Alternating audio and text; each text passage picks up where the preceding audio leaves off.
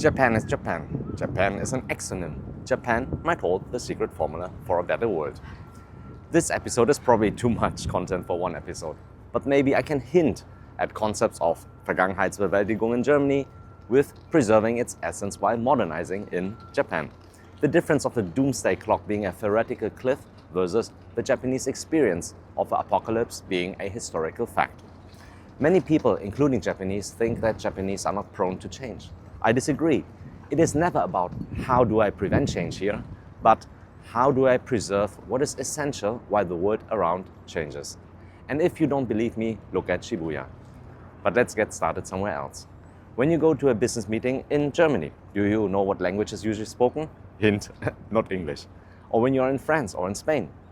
Maybe language barriers are lower than in Japan, but the point is, why do I hear, especially in Japan, the hosts apologizing to me for their perceived lack of language skills, when it is me who doesn't speak the local language?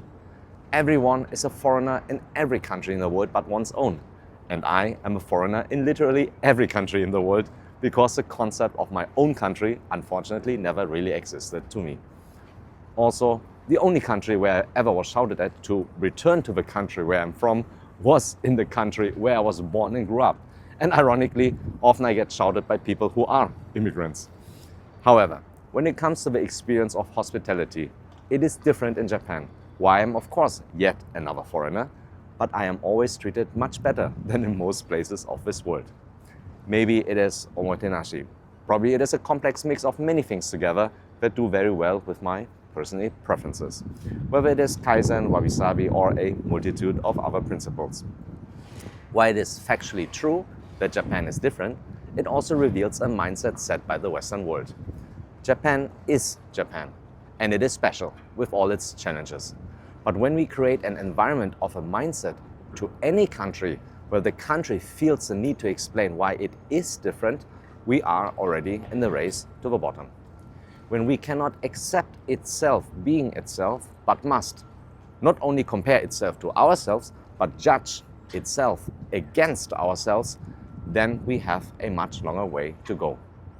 I'm obviously not only talking about Japanese culture here, but the concept of gaijin versus gaikokujin might bear grounds for a special episode some other day. But the sentiments feels stronger here in Japan. I hear more apologies when I'm the one who needs to apologize. I hear more explaining when it is me who needs to adapt so that there is less need to be explaining. I do not know of any other country in the world that is working so hard to accommodate me. I will leave you with one interesting thought for today. You might have heard of companies like NEC, NTT, or ANA. Obviously, there is an original kanji, but due to international business over time, even the original logo now is in Romaji. You probably know what the N stands for, but not everyone actually does. So, for larger-than-life corporations, the companies have changed their own name to make it easier for us non-Japanese, and yet we do not know what it means often, which is absolutely okay. But maybe it can make you and me more curious to learn more. I give you a little hint from Henry David Thoreau.